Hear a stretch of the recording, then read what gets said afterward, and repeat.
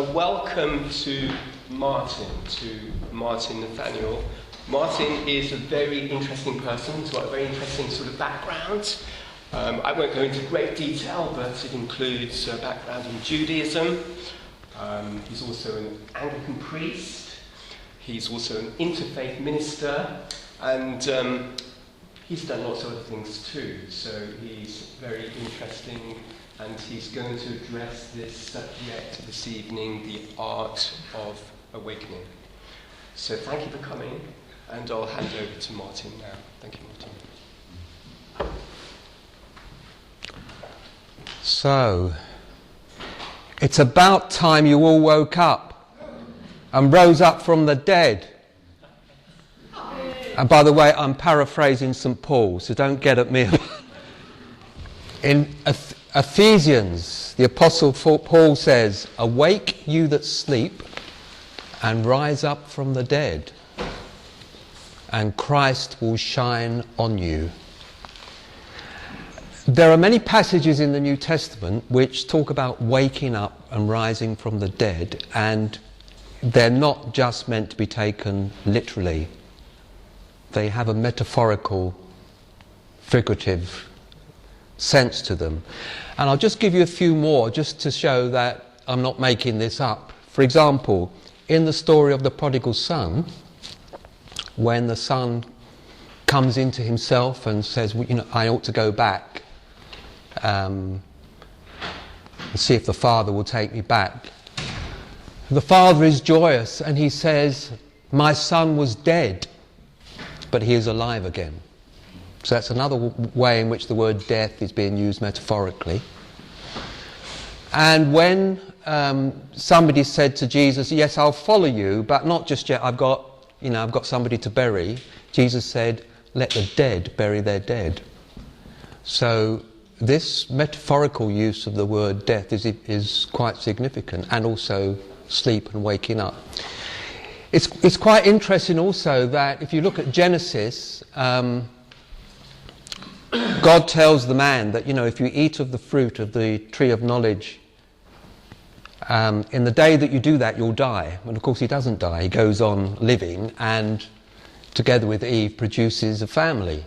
So obviously the dying there is also not to be taken as physical death. So we're talking here about death in the spiritual sense and sleep in the spiritual sense. And there are many other passages, and if any of you've got a copy of Cruden's Concordance, you can play around with that and have a look for yourself, both in the Old Testament and the New Testament. So rising from the dead, resurrection, doesn't mean bodies flying up out of graves, as it's sometimes understood. It's an inner transformation that's being spoken about. So much so that some of the texts that were not allowed into the canon say that Jesus actually rose before he was crucified. One of the Gnostic texts puts it that way, because to emphasize the fact that the resurrection is an inner transformation, an inner realization of your own spirit, your own oneness with the divine.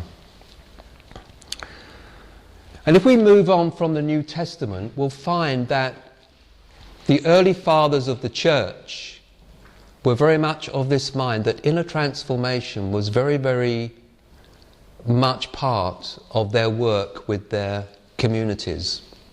It wasn't just about drumming the right beliefs into those who might come to the churches, but helping those people uncover and know those truths for themselves. They wanted people to be more than just Christians. They wanted people to become Christs. And several of the fathers use this term. One in particular I can remember is Origen. Talks about the importance of becoming a Christ, embodying that consciousness that was in Jesus. That Jesus didn't want us just to follow him and somehow put him up on a pedestal. Jesus, expressing the love of the Father, wants us to have everything that he has.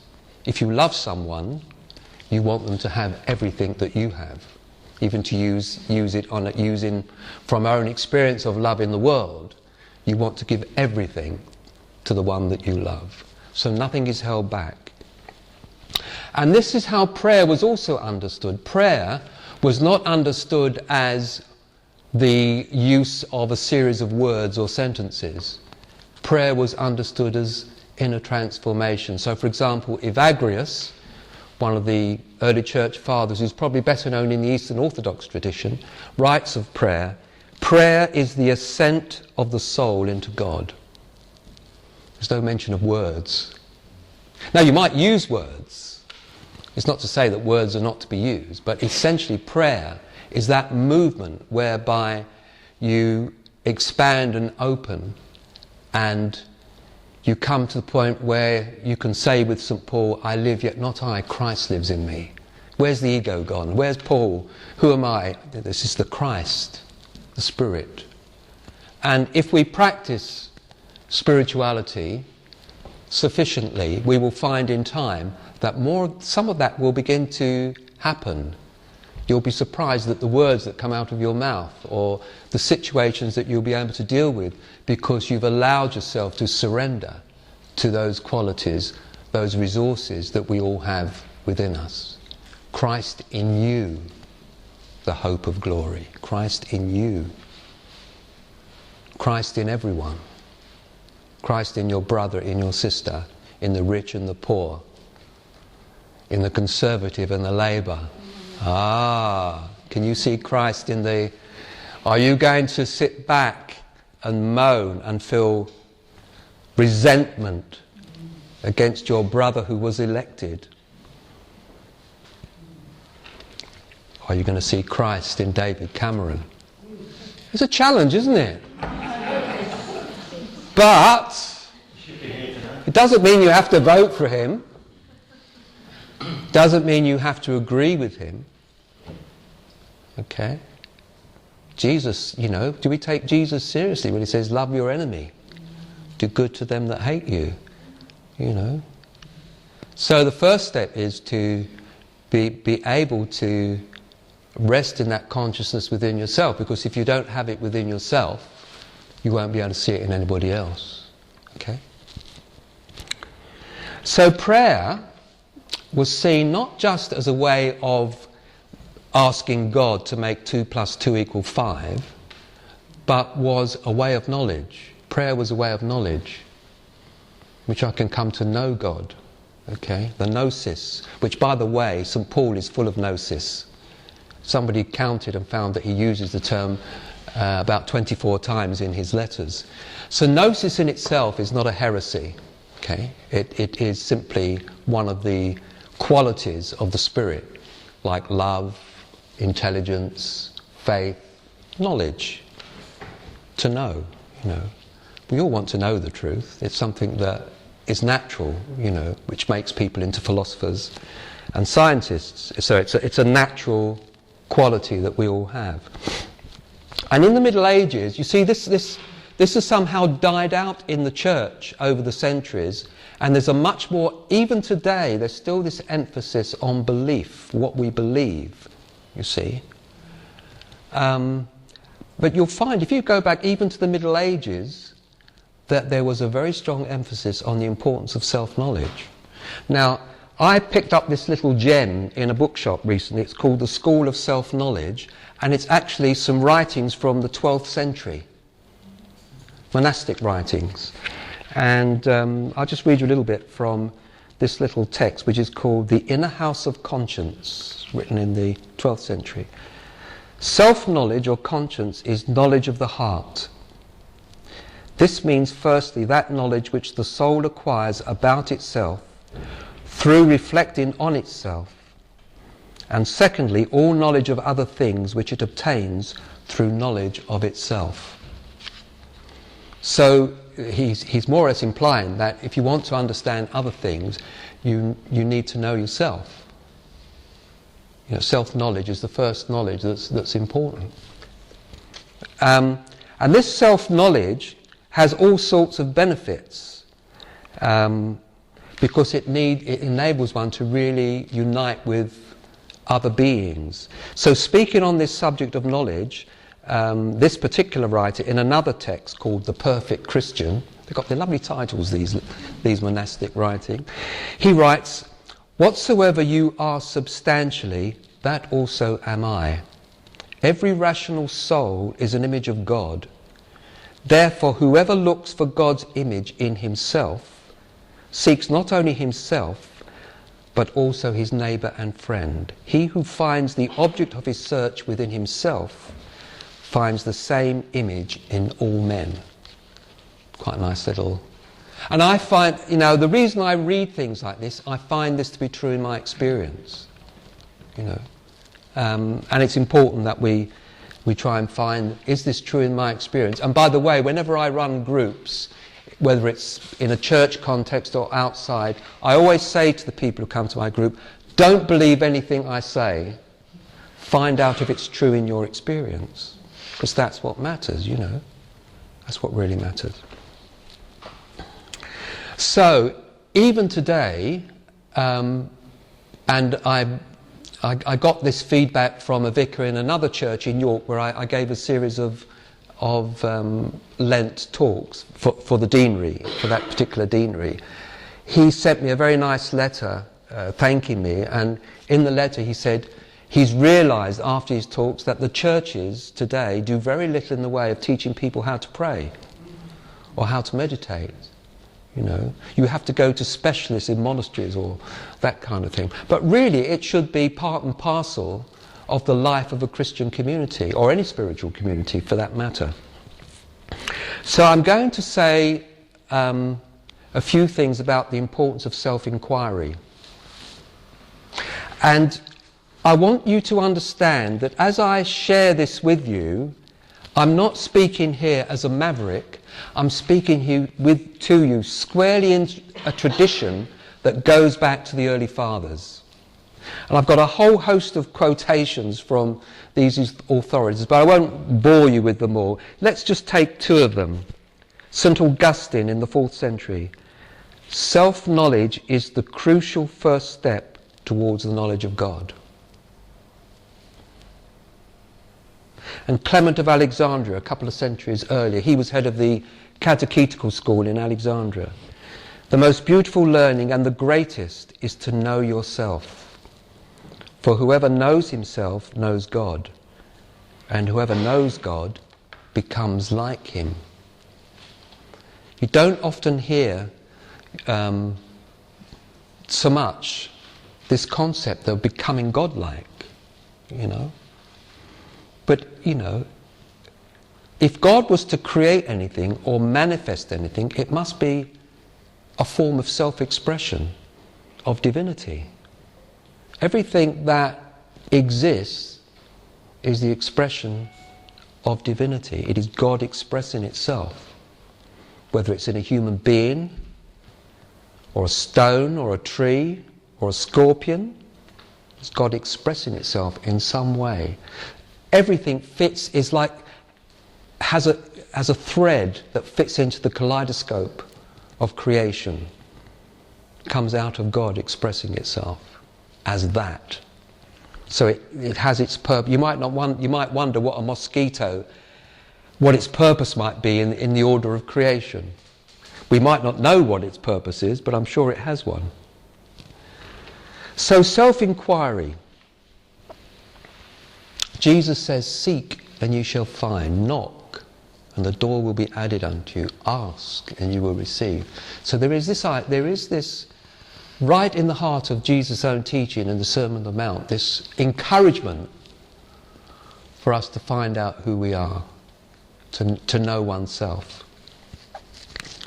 And I would suggest, and this again is something that was probably expressed very well during the Renaissance, to use this language, that the human being is like a microcosm of the macrocosm. So everything that's in creation is in you. There's even gold and silver in you. I mean, there might not be much.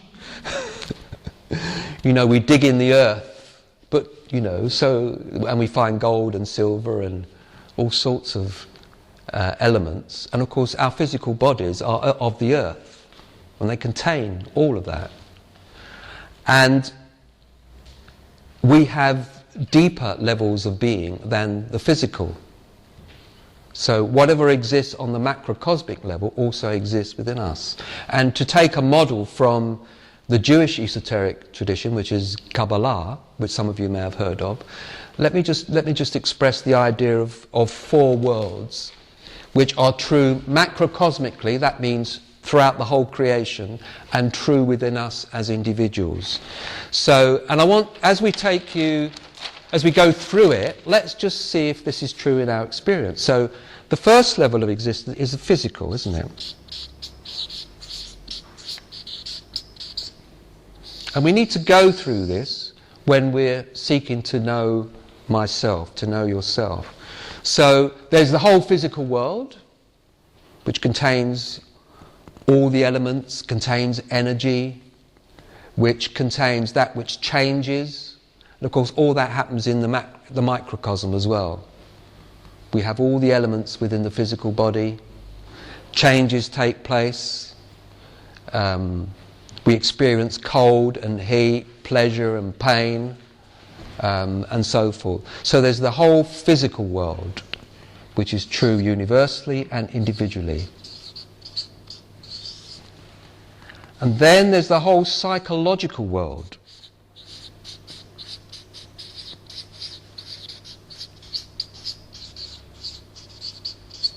In Kabbalah it's called Yetzirah, it's the world of formation, they call it the world of formation. Psychological world. Now, do you agree with me that we have thoughts and dreams and imaginings? Yeah, we do. So this is in the psychological world. Now, it's true within us, and then there's a whole realm around us, which, if we're sensitive, we can sometimes experience, as presences, nothing to be frightened of,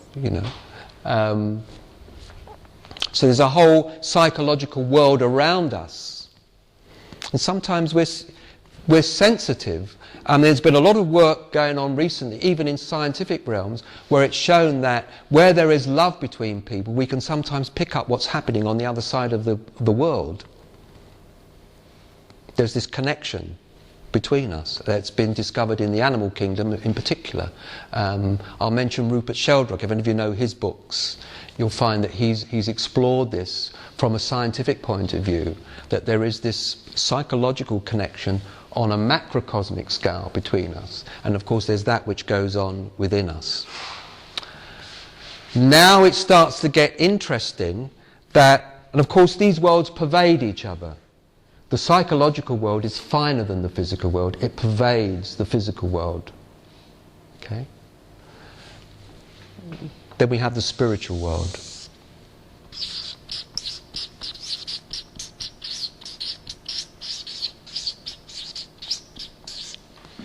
In Kabbalah, this is called the world of creation. And when it says in Genesis, in the beginning God created the heavens and the earth, it begins here. There's another world beyond that, which is quite interesting in Kabbalah, which I can't go into tonight. It's quite convoluted. But this is the spiritual world. This is the world of where there is love, intelligence, the fruits of the Spirit, as St. Paul puts it. When Paul says, I live, yet not I, but Christ lives in me, he's in touch with this world. Because Christos means one who is anointed with the Spirit. Christos means anointed. So the Christos is one who is anointed with what? With the Spirit, with the Holy Spirit. And this in Kabbalah is the spiritual world. And of course Paul actually refers microcosmically in one of his letters to the fact that, we are body, soul and spirit. Actually the word for soul is psyche. It's actually the word psyche. And the word psyche, the way it was used in the first century, has a slightly different meaning to what the word soul means today. Okay? So one really needs to go back and look at how did the word psyche get used in the first century, not just amongst Christians, but amongst Greek-speaking peoples of the time. So the psyche is really the world of it's where the ego is. It's where Martin Nathanael's story is, who he likes, who he doesn't like, which football team he supports, and what upsets him is all here in the psyche. Often today when we use the soul, we're really meaning the spirit. So there's a lot of confusion around the words soul and spirit. Would you agree? Generally speaking. Anyway, I'm taking the psyche to mean the world, the inner world of phenomena, where you can describe to me what's going on inside you. If you can describe it, it's in the psyche. If you can't describe it, if you're getting a sense of something much deeper, and so, I don't know what it is, but there's this deep opening to something, you're probably coming into the spiritual world. I live, yet not I. Christ lives in me. Okay? And then beyond the spiritual world is what the Kabbalah calls the divine world. It's the world of Ein Sof, which means endless nothingness. Of course, all the mystics talk about this. You know, the abyss of nothingness, the abyss of Godhead. This is what the mystics mean when they talk about this. It's beyond all conditioning. It's the love is here, and of course God is love. It's all God, you see, it's all God. But love is more manifest. Okay? Love is something you can know that love is present, although love is not actually a feeling. Love is sometimes confused with feelings. So, for example, when somebody says, you know, I need you, the need is coming from here, not love, you see. Love can get confused with feelings, with possessiveness and jealousy, and all that stuff's going on in here, but love belongs up here, and it's not a feeling. Love is a quality of your spirit, it's a quality of being. So love isn't something that you do, it's something that you are, in the same way God doesn't do love, God is love. Well, if we are made in the image of God, then I am love and you are love. I don't have to do anything. There's no effort involved in loving, is there? No effort? If there's effort, it's coming from here. I'm trying to love you, you know. Oh, it's my duty to visit her in hospital. Don't really want to go, but it's my duty, you know. So that's not love, you see. It's an imposition. So love is natural. So when I'm present to the person in front of me, the love just comes naturally. Now I've gone right off my agenda here. It's just something that I always do that. So love is my nature, is your nature. And the key thing here, the stepping stone from the psychological world to the spiritual world is through stillness. Be still and know that I am God. Be still and know that I am God. So that's the gateway into the spiritual world. And that's why people like me encourage meditation, the practice of mindfulness, which requires stillness. And love is very still. It's not an emotion. Love can also do things that are hard, you know.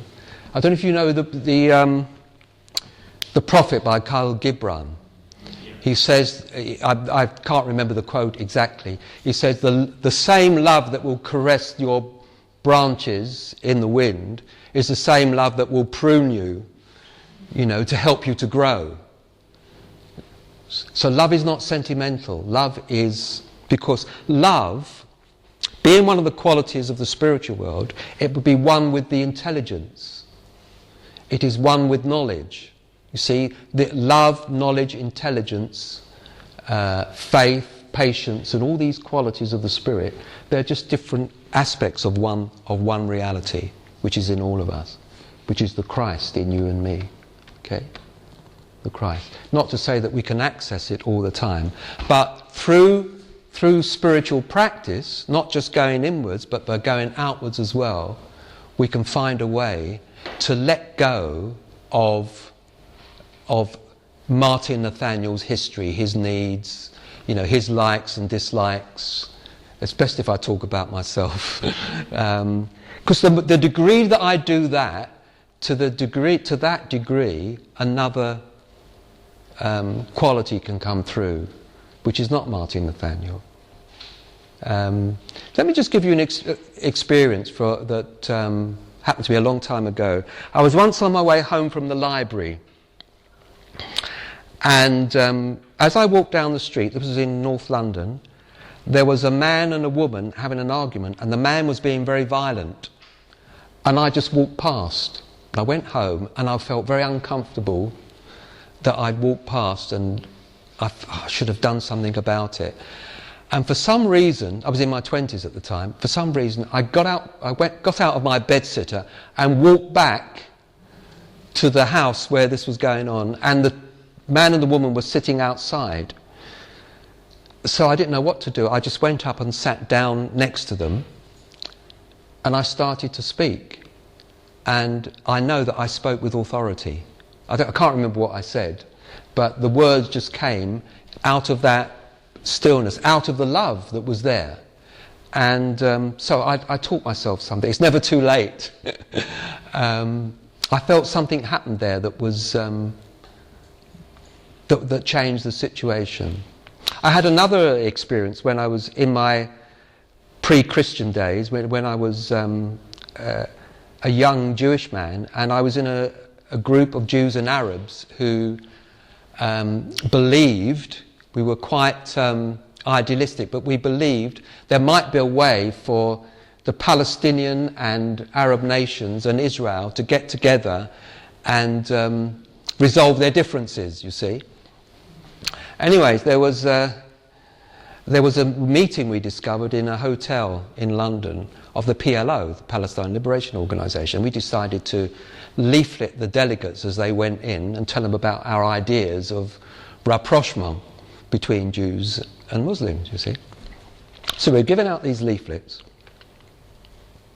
and I could see some very unhappy people up the stairs at the front of the hotel wondering what to do about us, yobbos who were giving out these leaflets. And a man was sent to deal with us, and it was a big man, a sort of an Arab version of Arnold Schwarzenegger, and he came towards us, and for some reason he spoke to me, and he said, "Put those leaflets away, you shouldn't be giving those out here." And I said, "Well, this is England, this is a free country, we can want to give out leaflets. Put those leaflets down or I will smash you into the ground." And for some reason, I had been practicing meditation for a little bit up to that point, but for some reason I looked this man completely fearlessly in the eye, and I said to him, "Why do you want to do that?" I said, "You are my brother." I meant it. And do you know what? He absolutely froze and just didn't know what to do. And I never saw that man again, but I'm convinced that that changed his life. He was changed by that short experience of unconditional love that he was not expecting in that particular moment. Now, I'm not saying I'm like that all the time, because I'm not. Martin Nathanael can rear his ugly head and get quite egotistic. But I suspect also that some of you have had experiences like that, where for a moment or two, we'd shifted out of our familiar conditioning and were operating from here. And this is where this is truly powerful and very effective. And it was only later that I read in the Gospel that Jesus said, "Love your enemies, do good to them that hate you." And I thought to myself, wow, it works. It really works. Okay. So, self-inquiry, very important to find the stillness. Self-inquiry involves stillness, and meditation and prayer are actually aspects of the way of knowledge. The outcome of this approach is described in various ways within the church. You're more likely to find these terms in the Eastern Orthodox Church, which is not to say they're not known in the West, but terms like theosis. You come across the term theosis, which is usually translated as deification or divinization. It's becoming godlike.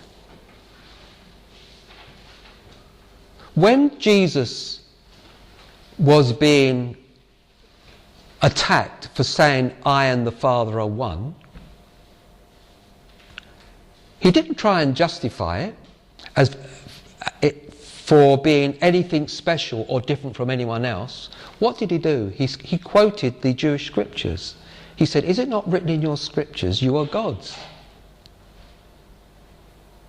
I and my Father, actually it's not I and my Father are one, that's a mistranslation, it's I and the Father are one. The Greek doesn't have any personal pronoun in it, somebody added that later. So I and the Father are one. And it's written in the scriptures, in the Psalms actually, you are gods, you are children of the Most High. So that was Jesus' justification for making that claim. And this is the basic mystical invitation, if you like, is to know God directly. We can know God indirectly through the priest, through the church, through the Bible. But the mystic, and I suspect there must be a bit of a mystic in all of you, otherwise you wouldn't have come to listen to a talk like this. The mystic wants to know the truth for himself, the truth for herself. Not second hand. Wants to drink from the ocean of bliss. Not to say there is an ocean of bliss. Wants to drink, wants to bathe in it. Wants to bathe in the ocean of bliss. Become one with it. So, this is really what the mystics invite us to. And some of my heroes are Meister Eckhart, St. John of the Cross, and others who show us the way. Unfortunately, a lot of the practical side of their teaching hasn't come down to us. So we've got Meister Eckhart's sermons, we've got St. John of the Cross's writings. We don't necessarily have details of the experience of any direct instruction he may have given with regards to prayer and spiritual direction. I'm not sure that that's necessarily come down to us. So I invite you really to explore this. Enjoy theology, enjoy church, enjoy sermons, enjoy the spiritual life, but feel free to explore, to look within. You know, I mean, in the Buddhist tradition it says, look within, thou art Buddha. That could be translated in the Christian tradition, to look within, thou art Christ. You know. There's a beautiful passage in St. Paul's letter to the Corinthians. And this too is an invitation. I'll give you a couple of invitations from St. Paul's writings where he's really, in his own inimitable way, asking us to do this. He says, when I was a child, I spoke like a child, I thought like a child, I reasoned like a child. When I became a man, I put the ways of childhood behind me. For now we see through a glass dimly. Then we shall see face to face, directly. Now I know in part, then I shall know even as I am known. So he's inviting the Corinthians, who he's writing to, he's saying, you know, Christianity is something we grow up in, we deepen in, we become, you know, we go from GCSE to A level, to degree, to master's degree. I'm just using that as an analogy. But we can grow in our Christianity, we can grow in our spirituality, so that we get closer and closer to this direct, face-to-face awareness. And of course the word he's using is not just gnosis, but epignosis. Gnosis means knowledge, epignosis means supreme knowledge, full knowledge. Just like you have market and supermarket, and bishop and archbishop, so you have gnosis and epignosis. And St. Paul uses this term epignosis in another one of his letters as well. By the way, this statement, now we see through a glass darkly, is almost word for word an echo of something in Plato. in the Platonic teaching, where Plato suggests that we don't see things as they are in themselves. We see them as if through a filter. And Jesus wanted us to see things more directly. He said to his disciples, "Blessed are your eyes, for they see. Blessed are your ears, because you hear." And he's not talking about just physical seeing, he's talking about being able to see on a much deeper level. Okay? And one last passage from St. Paul, can't find it here, but I know it, is also from Ephesians. He prays that the people he's writing to may come unto the measure of the fullness of the stature of Christ. I often get those words in the wrong order. It might be the measure of the stature of the fullness, the pleroma of Christ, unto a perfect humanity. So he wants us, Paul wants us to grow up into that measure of the Christ within you and me. Now, how that will appear, there are many ways in which Christ can manifest, as there are people in this room.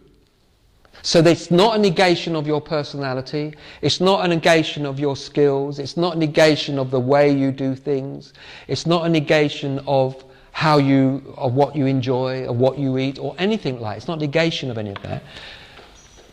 That one Christ will manifest through you, through your own glorious uniqueness, because everybody is unique.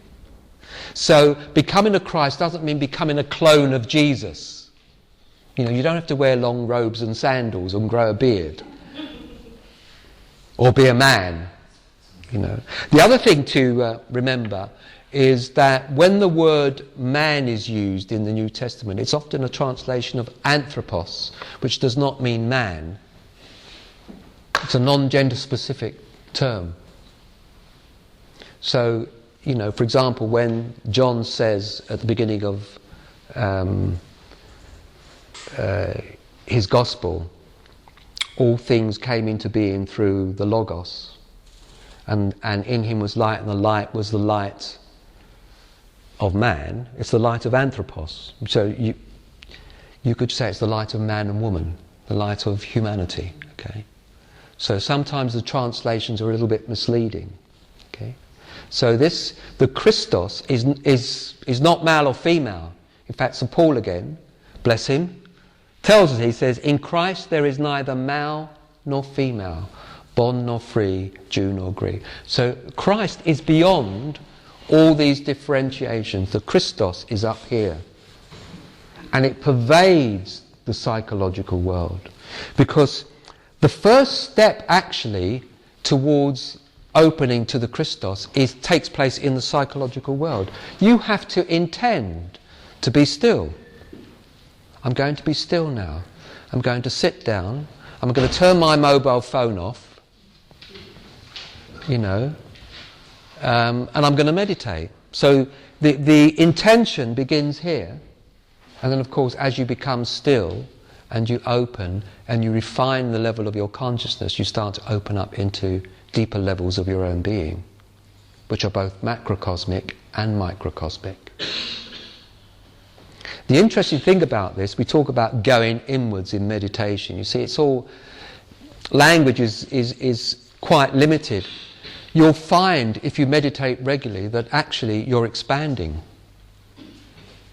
Your consciousness is expanding. And you're beginning to embrace that which is around you. You might have your eyes closed, and you might be going to an observer. You might be going inwards. And geographically it would appear that way. But as you deepen in spirituality, you're actually expanding.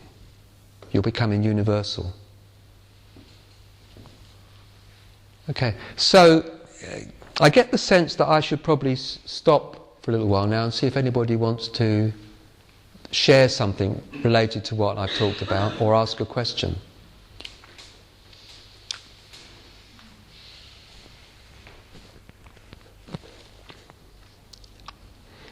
I didn't mean it exactly to be exactly 45 minutes. I said to John, I think I'd talk for 45 minutes and then take questions. Just turned out that way. Somebody's thinking of saying something. I can see a finger. Don't be shy. Yes, I thought you were.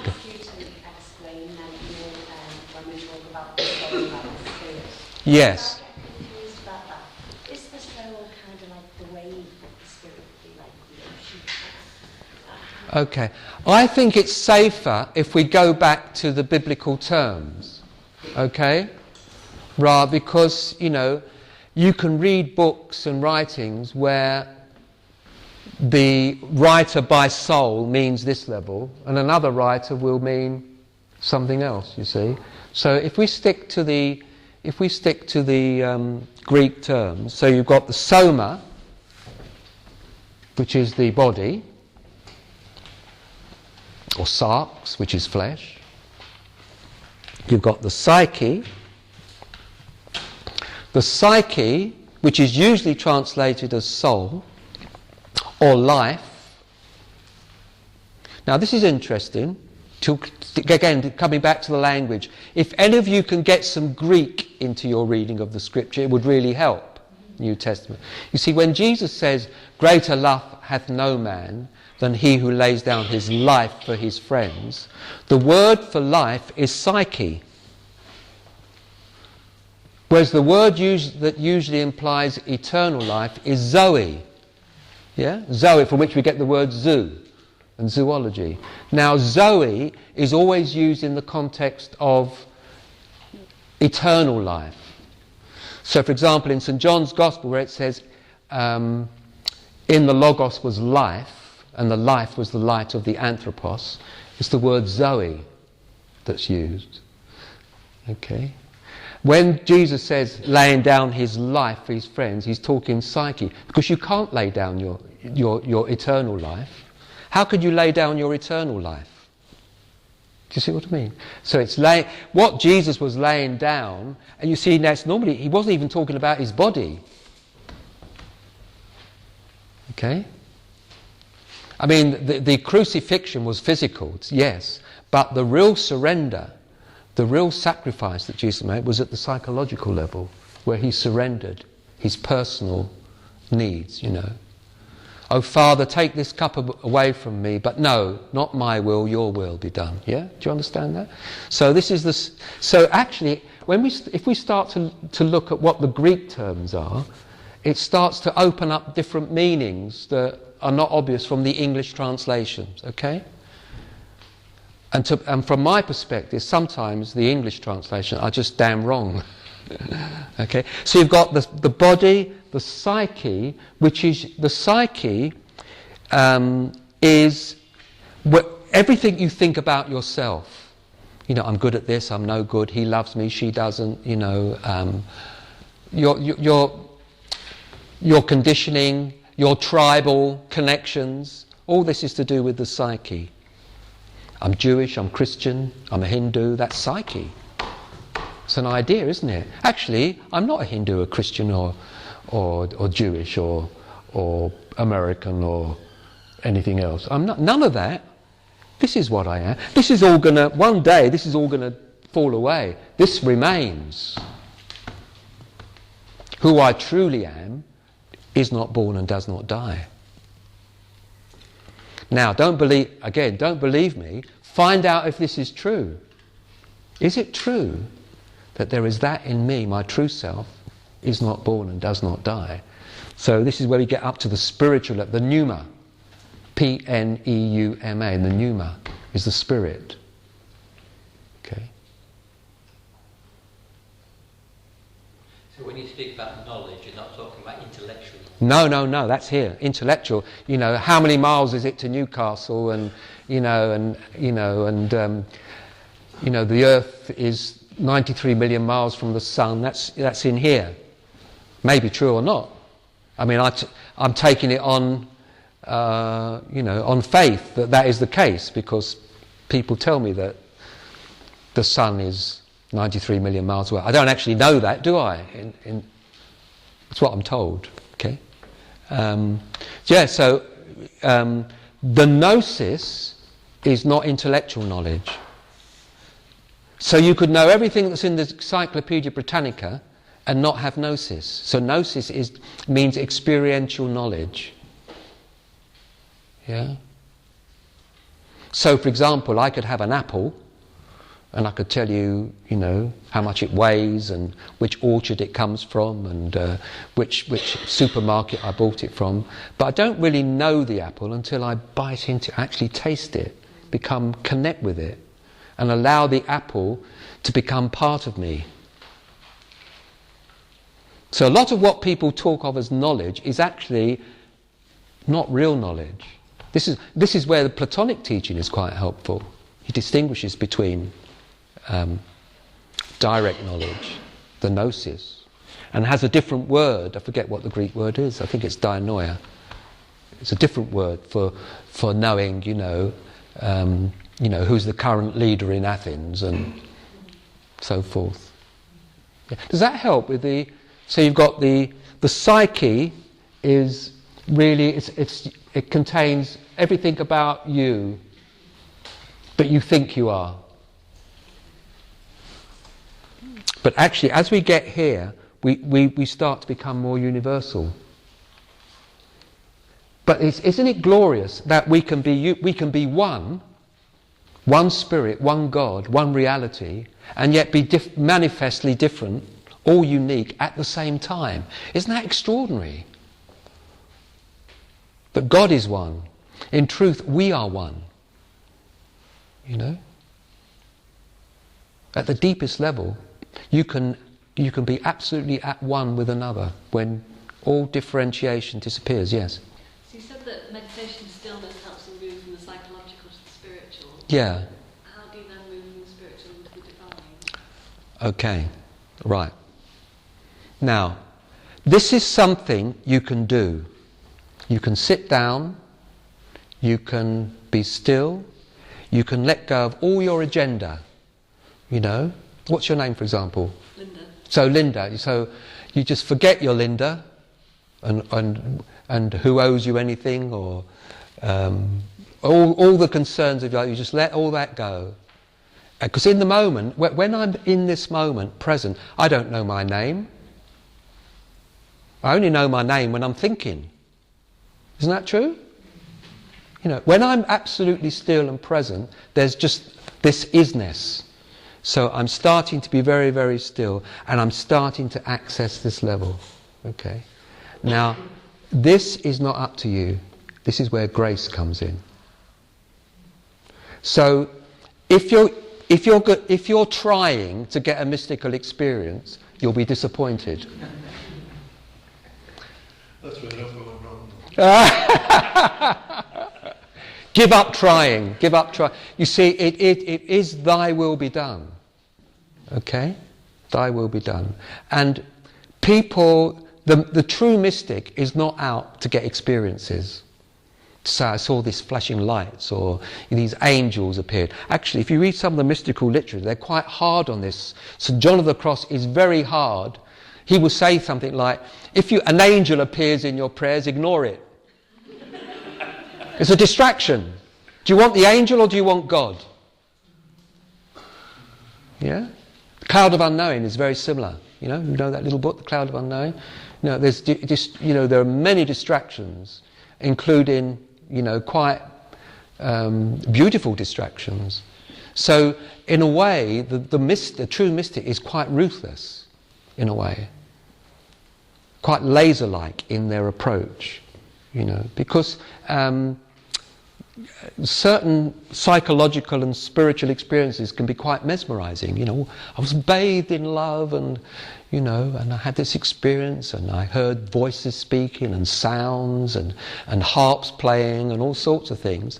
And not to discount that, but not to stay there. If you hear beautiful music, enjoy it. But don't stay there. Don't get stuck. This is, I think, some of the mystics interpret Jesus when he talks about the narrow path as opposed to the broad way.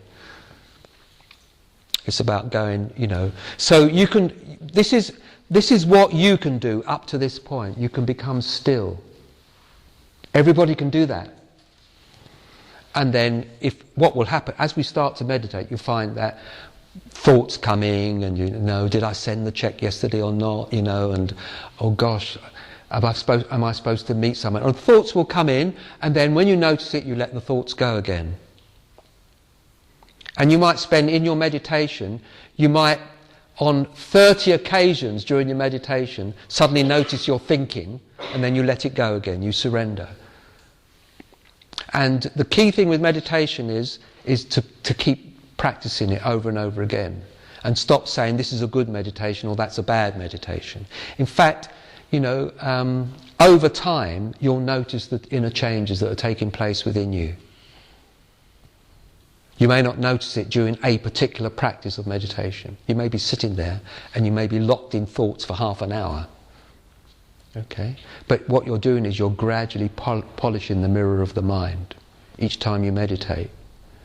And the fruits of meditation will be discovered in your daily experience, the way you relate to people, the way you're less affected by the, things that don't go right for you. That you can remain serene and at peace, when you don't get your way. When you've slogged away for months to try and get your candidate through and somebody else gets elected. Just so you let it go and you work with what is. You work with what is. Because if you try and work with what isn't, you're going to get into trouble. You're going to be frustrated. Frustration doesn't get anywhere. Okay? Yeah, anything else?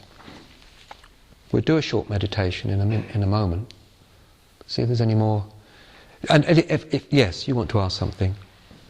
This doesn't sound naive, Martin, but is there a difference between, and I'm sure we all do this, and I'm speaking very personally now, when you have a quiet time, as I do, and lots of us do, I'm sure, in the morning, to do some reflecting and asking God, particularly in relation to justice and peace for so many parts of the world. Now, is prayer, sort of daily prayer, if I can put it like that, and meditation, two things? No, it's a wonderful question. It's not a naive question. No, it's a wonderful question, and let me see if I can address it. No, it's very important. A contemporary of the author of The Cloud of Unknowing, I forget his first name, but it was Hilton, wrote a book called The Ladder of Perfection. The Ladder of, was it? Or The Scale of Perfection, yeah. And he distinguishes 3 levels of prayer. Now, they're all valid. So there's the lowest level of prayer, or let's say the first level of prayer, is using set prayers. So the Our Father, the Hail Mary, words that, you learn off by heart. These are set prayers, okay? And they have their place, in the scheme of things. But there are other levels of prayer. And then there are prayers where they're a bit spontaneous, where you say, I'm going for an interview, please Lord, will you help me to remember the things that I want to impress this man with when I go for my... So it's more spontaneous prayer, but it's still using words. You see, today I had my car MOT'd, and I said to the good Lord this morning, please let it be okay. Now, is that a stupid thing to say? No, it has its plan. But there's another level of prayer. No, that's okay. Who am I to say, what you should or shouldn't do? No, it has its place. Sure. But if this is wanting an outcome, it's still wanting an outcome, you see? Okay? Now, the next level of prayer requires a little bit more surrender, and it connects with the simple words, thy will be done. Thy will be done. It's more, there's more surrender. You start to surrender, and thy will be done. Meditation is more thy will be done. It's opening to that spiritual consciousness. Okay? So there are different levels of prayer. And the mystic's prayer is more and includes self-knowledge, because as you surrender, you actually get to know God. You see, you're gaining in knowledge of God. Okay? But the higher levels of prayer include. So, for example, in my current job, I get people who phone up and say, or even write a letter and say, please will you pray that my son gets a good wife, you know, who's obedient and faithful, you know. So how do I respond to that? I will simply respond and say, dear sister so-and-so, I hold you and all your family and loved ones and lift you up into the divine will in which all things are accomplished that are meant to be accomplished. No, I don't quite. But I mean, I don't use those words. But, you know, it's not for me to interfere with an individual's destiny, okay? But we could, but to get people to open up, you know. But I get all sorts of strange requests for prayer, you know. Please will you pray for this or that. So the mystical prayer, now you can still pray instead of, for example, supposing somebody in your family is not well or has a serious complaint, you can pray to God at one level, you know, that this person be healed, but actually we don't know what the ultimate good for that individual is. We don't know that. But what you can do is you can say, let's suppose the person's name is Mary, okay? Just hold Mary in your heart before God. Hold Mary in your love and lift up Mary into the one divine heart, which is the divine, yeah. Because actually, if I look back on my life and think back to all the rather traumatic things that have happened to me, at the time they were bloody awful. But when I look back now, I realise they played a part in my spiritual growth. But I didn't know that at the time, you know? When relationships broke down, or I got mistreated, or, you know, failed to get a job, or whatever. You know, all these things have played their part in my standing here at this moment. Yeah. And even death is not, you see, death is not the end either. Just physical death. The soul, the psyche, what happens is, you just let go of all that, and the being continues. What the destiny of that being might be, I do not know, but the being continues. And I'm speaking from my own experience, because I've been close to death twice.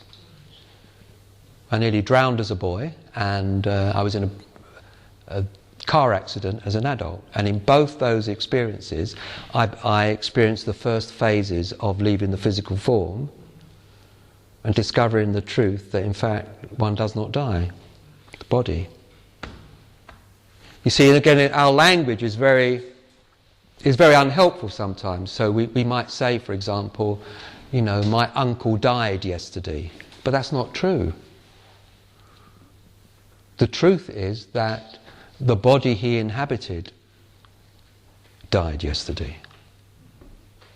You see? So our language assumes, our language associates the being with their physical form. Now, if you practice meditation, you will soon discover that there are other levels of being that you can access. And the deeper you go, the deeper you come into that which is not born and does not die. You were not born. The physical body was born. So that which has a beginning has an end.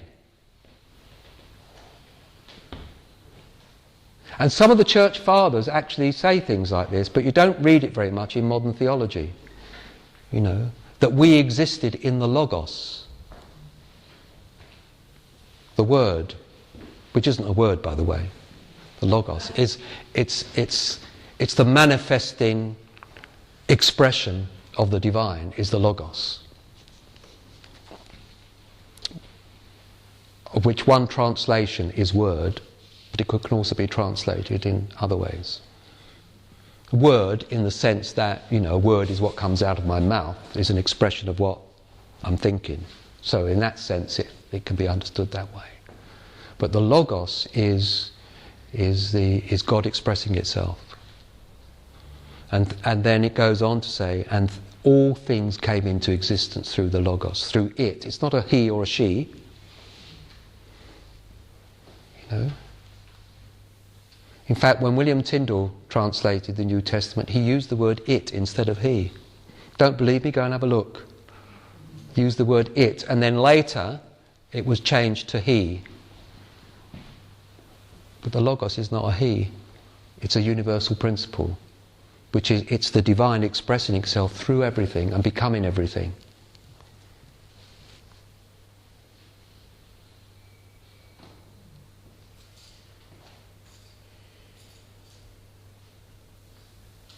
The kingdom of heaven is spread upon the earth, but men do not see it. The Gospel of Thomas. Kingdom of heaven is spread upon the earth, but do you see it? It's everywhere. Kingdom of heaven is not. It's not a geographical place up there that you go to when you die. It's the nature of things when you see things as they really are. Okay? Would you like to try some meditation? Okay, so we start on the physical level. First of all, let's get this level right. So I want you to uncross your legs and sit straight. Put any books and pens on the floor. So as a first step towards this stillness, which is here in the psychological world, we start to get the body still. Okay, just let your hands rest naturally on your thighs or on your knee, whatever's comfortable for you. And as far as possible, let your spine be straight. That doesn't mean rigid. So you need to find a posture where the body is alert but relaxed at the same time. Usually we're too relaxed or we're too rigid, we're too tense. So find that balance.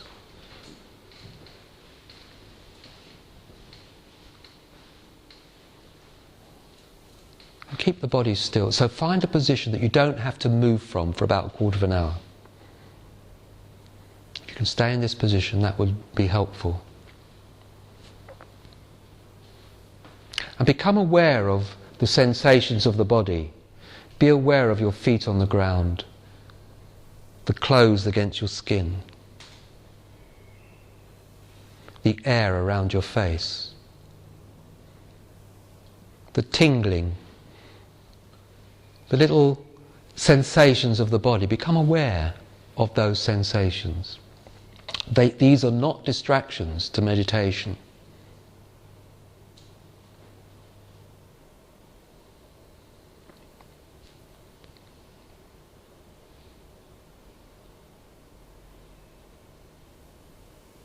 You might want to just check out from the top of your head, just check the sensations of the body, bringing your attention down to your neck, your shoulders. If there's any tension there, just let the shoulders drop.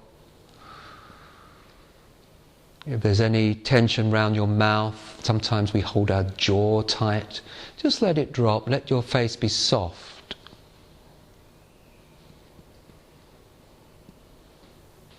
Belly soft. And just bring the attention down through your thighs, through your legs, to your feet. Just be aware of your physical body, the beautiful body that you have, the temple of the spirit. Bringing it to stillness.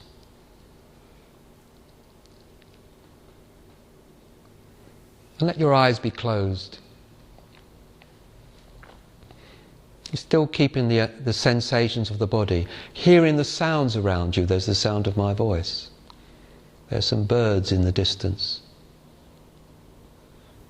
There's the sounds of this building. Sounds of traffic. Just let your awareness open and take in everything.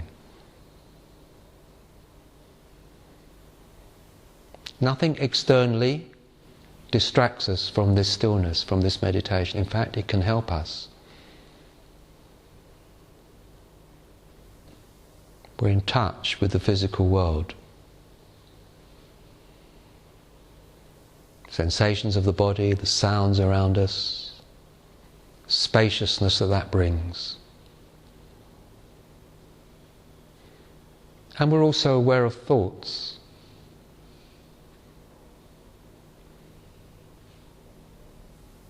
There may be thoughts arising about what we're doing, about what might happen, or unconnected thoughts, pictures, and make no effort to struggle against them. Just allow whatever chooses to be at the psychic level, just allow it to be there. Just as the sensations of the body and the sounds around you are no distraction, neither are the thoughts. Thoughts, ideas, pictures, images, whatever chooses to enter the stream of the mind, let it come. If it lingers, let it linger. And if it passes, let it pass. Without censoring anything, wanting anything to be different than the way it is. So just like clouds pass across the infinite sky, so thoughts pass across the stream of the mind.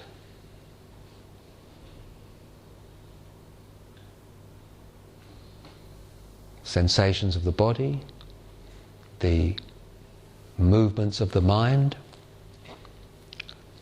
And you'll notice that you can only know what's happening with the sensations of the body and the movements of the mind because it's under observation. You are aware. So just allow yourself to rest in the awareness itself. The awareness in which you are experiencing the sensations of the body and the thoughts of the mind. And if you feel any effort in this, just let the effort go. No effort.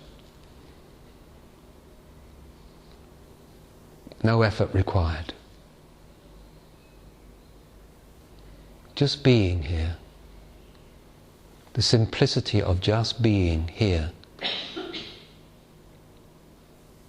With whatever sensations are around, with whatever inner movements of the mind there are. Just resting in the awareness. Just letting go into the awareness. Trusting the awareness, like your body is trusting the chair is holding you. This awareness is holding you at a deeper level. Just letting go into the awareness. Opening into the awareness, softening, relaxing, into the contentment of just pure being. Being itself. In which there's nothing to do, nothing to get, nothing to hold on to, nor is there any need to get or hold on to anything. It needs nothing. It is complete in itself.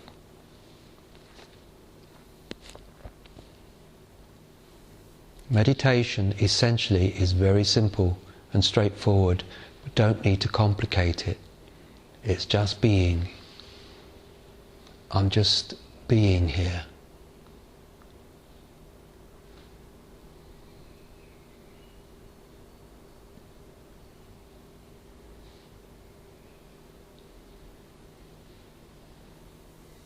beyond name, beyond history, beyond story, just being.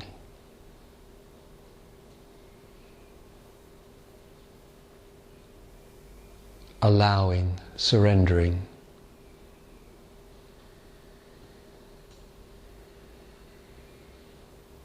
Enjoying the freedom of just being.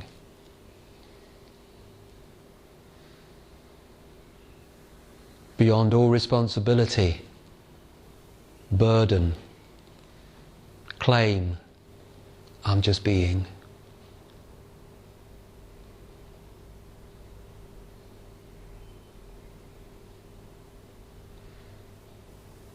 The stillness, the silence, the no-thingness, which is the nature of spirit.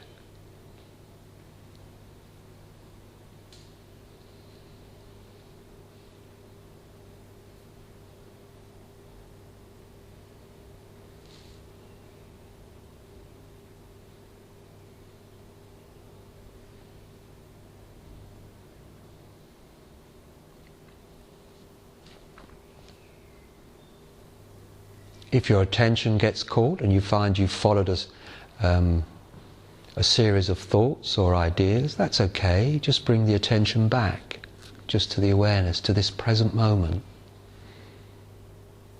to the sensations of the body, the passing thoughts, and the awareness in which it's all taking place. You are the awareness which does not come and does not go, which is not born and does not die. The consciousness, the observer, the witness.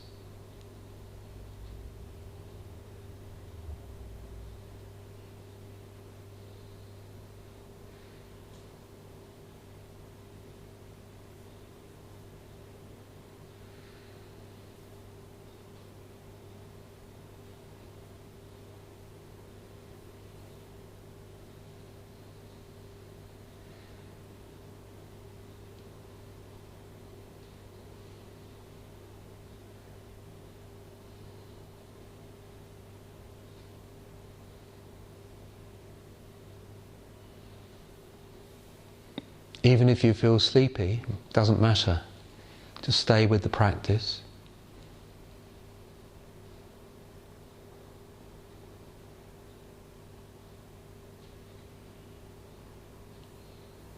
Sleep comes and sleep goes.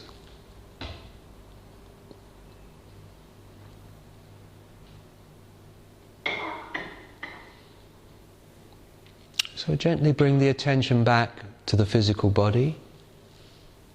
You might want to wiggle your toes, your hands. Notice your body sitting on the seat as you open your eyes. And as you open your eyes, let your eyes be soft. Just let the forms and colours come to you. Don't try and see. Seeing is natural. So you just receive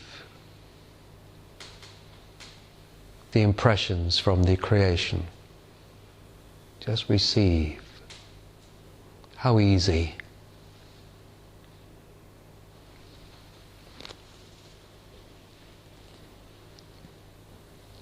And that really is the essence of meditation. You can do it for about 15 minutes or 20 minutes a day. Do it twice a day if you want to, if you're keen. But if you do it regularly, you'll find, even if you just did it 10 minutes now and again, and pause during the day, during moments from the day when you were not particularly active, just stop for a few minutes. Just connect with the senses, with the movements of the mind. Notice what's going on. Just become still. Hear the birds, the traffic. Be present in the moment.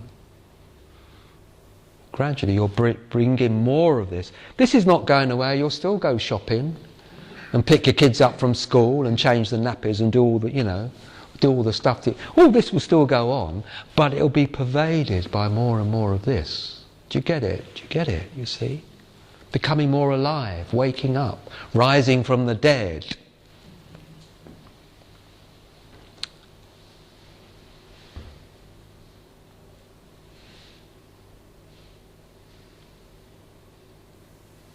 Becoming more effective, more efficient. Lives change through this.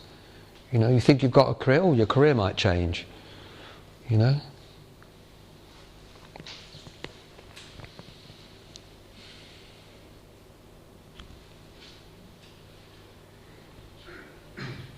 Gosh, when I was a 20-year-old taking up meditation, what was I doing at the time? Working in a factory,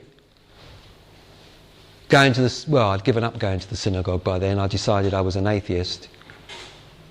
I could never have foreseen that I would do the things that I did, become a teacher, become ordained as an Anglican minister. My God, if you'd have told me then. But, you know, yeah, meditation will lead you on a path, all right. You know, whatever your path is meant to be. Any questions about the practice? Anything? How did you find that? Yeah. My experience of meditation is in three different sort of settings. One, where I was privileged to join in with a group of people who did rehabilitation after heart attacks. Yeah, yeah. Surgeon, he'd been a medical surgeon, and then he became an advocate of meditation. Yes. Second experience is with being privileged to join with a group of nuns, and Yeah. Christian-based. Yes. The first one I mentioned had a mantra which was like a nonsense word. Yeah. The nuns was Maranatha. Yes.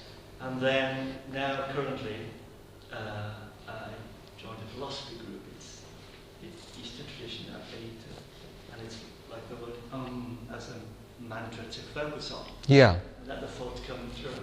And I wondered whether The use of mantra can be. It's up to you to explore that. I mean, the purpose of a mantra, like Maranatha, for example, so they were probably connected with the work of John Main.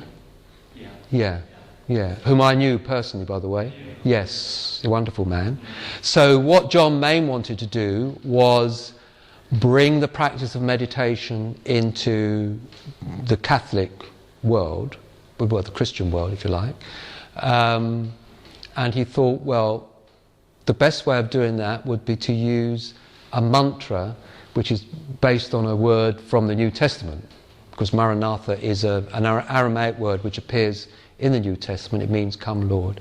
And the idea of the mantra is that we often get distracted by thoughts. And the idea of a mantra is to use one thought and repeat that thought. So that thought becomes the only thought that you're using. Maranatha, Maranatha, Maranatha. And gradually the other thoughts start to die down. So it's a useful tool. And if that you find that helpful, then use it. There are other mantras, you know. Mantras need to be harmonious words. So for example, I wouldn't use the word God. You know, the idea of God's okay, but the actual word God is very hard. You know, the Hebrew word Elohim is a softer word. You see, you might find that Elohim, Elohim. Or instead of Jesus, if you wanted to use the name of Jesus, you might want to use Yesu, use the Greek, which is softer. Or Yeshua, which is the Aramaic. Yeah? I don't know why everything becomes hard when it gets into the English language. You know? But you know, it's if you're going to use a mantra, make sure that the sound of it is harmonious, is a harmonious sound, like Maranatha. And then repeat. Then when you repeat it, don't repeat it mechanically. So each time you repeat Maranatha, say it as if for the first time. Maranatha. Let there be a space between each repetition. So it's not Maranatha, Maranatha, Maranatha, Maranatha. Because that will exhaust you. So it's Maranatha. So you still need to do it with attention. You know, you need to do it artistically. Yeah, Maranatha or Elohim, Elohim, Elohim, with space between each repetition. Okay, and you might find if you go into a very deep place that you'll just forget the mantra. That's all right. But then if you find yourself coming back into thoughts, then reintroduce the mantra again. Okay. So that's one of the ways you would use a mantra in meditation. It's a tool, it's a very useful tool.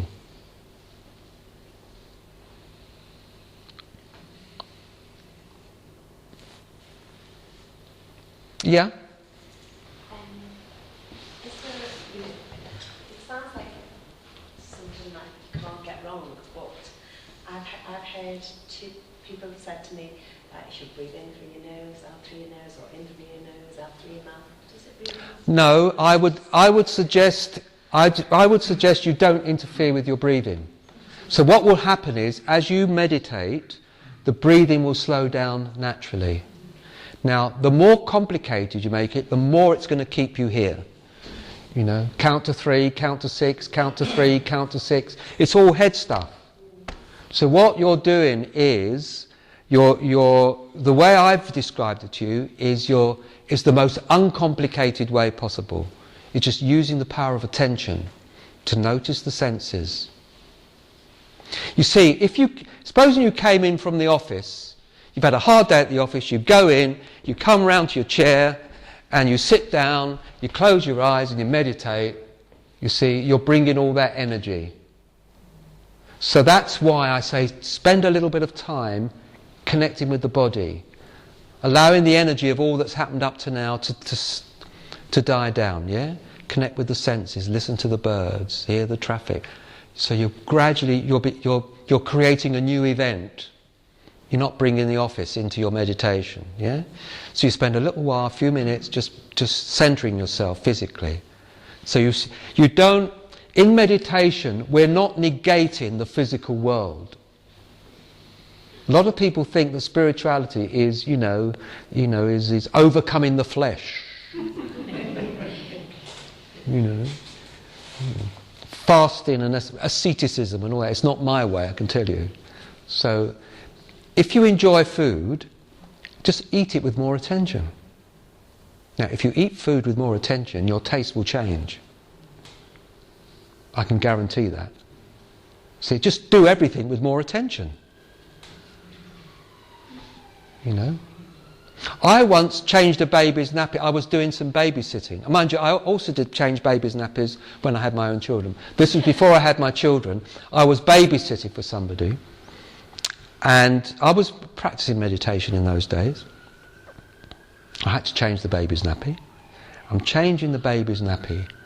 And as I was doing it with attention, and I felt mother. My goodness, mother. I felt the energy of mother in this male body. You see? All things, and I understood what mother was. Isn't that amazing? The reverse could happen as well, that a woman could be doing something and understand what the masculine energy is. But you see, we have the yin and yang within us. You see? It was just such a beautiful experience. It was universal. It was coming from here. Because this is where mother and father are. Real mother. No, I don't mean physical mother and father. But the knowledge to protect, I'm going to protect you. That's father. The energy comes from here. This is what the kshatriya is. In the Indian tradition, see the warrior, the kshatriya, is this really, is to protect and care and uphold the truth. That's that energy. To hold it, it's this masculine energy, hold to the truth. The nurturing energy is the feminine. But they're both from here, you see? Both from they're not personal. Okay? So you know this. You don't just care. If you're walking down the street and someone's in trouble, you care for that person. They don't have to be your child or your husband.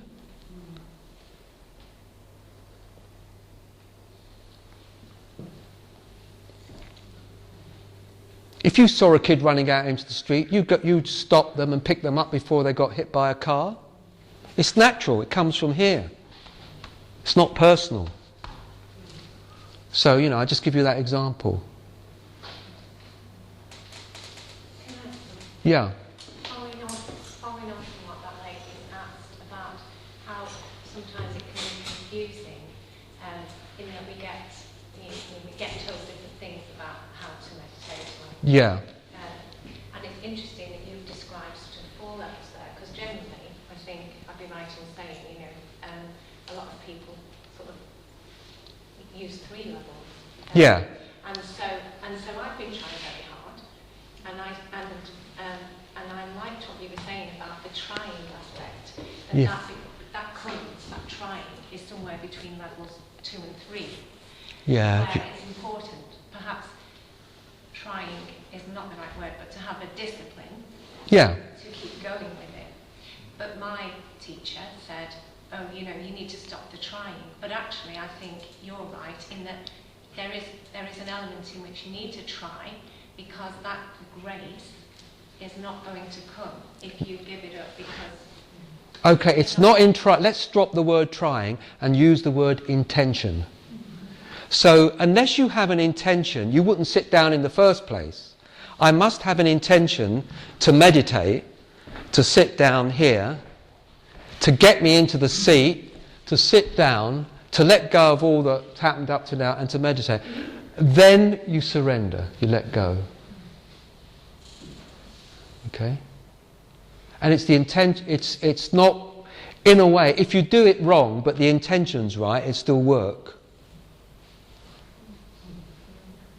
Because in the end it's grace, you see. That's why I like the 4th level, you see. Grace that droppeth down from heaven, like the gentle dew from heaven, yeah? You can't organise it. I can sit down, I can close my eyes, I can say my mantra if I've got a mantra, I can do the discipline. But having got to that point, you surrender. No effort. So the effort is only in the beginning. The effort is only up to here. From here, you can't organise this. And you know what? There's no need to, because you are that already. Do I need an effort to be who I am? Come on. I only need an effort to be who I'm not, and that all goes on down here. To be someone else, to put on a mask. What? And we spend a lot of time, don't we? Well, that's what you see, the word personality means a mask. Persona is a mask, you see. Is it also about allowing ourselves to receive? Yeah, oh yeah, receive. But the strange thing is, there's no difference between receiving from God and receiving from your own being. It's both, one and the same at the same time. Because you are that.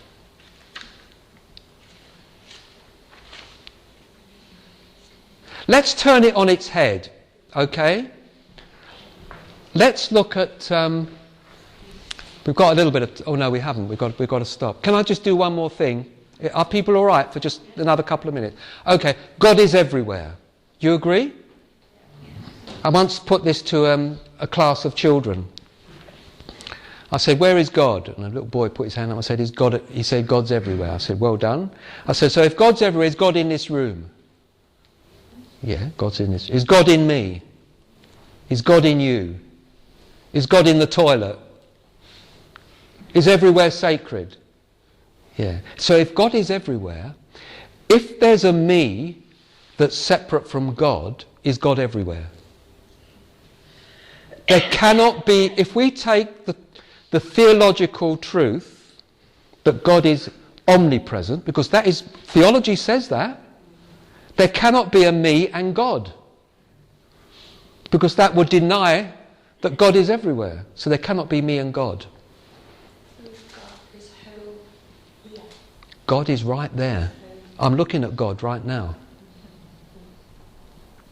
Yeah.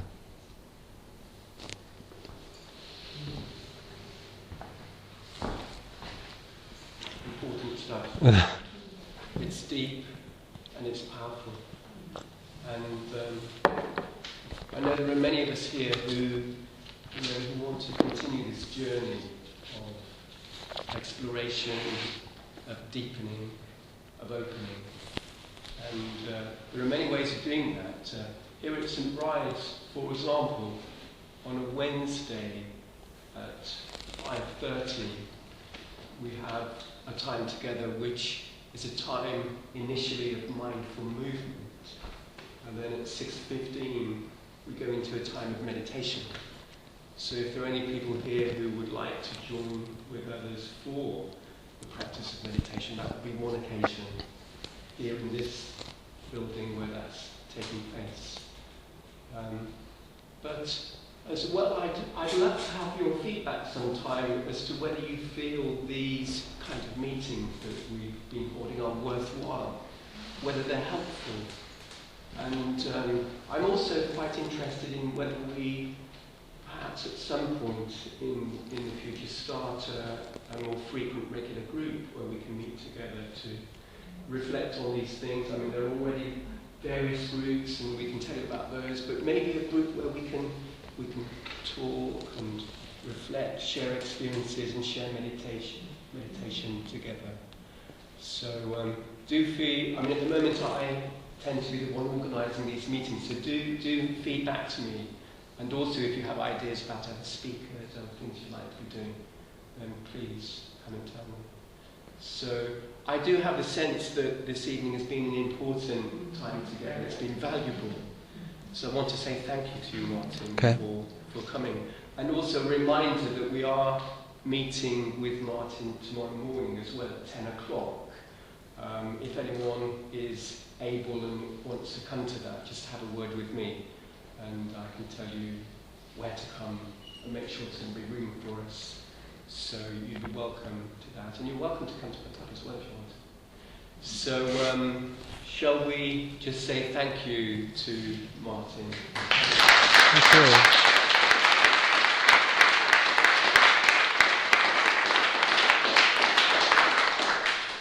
Thank you.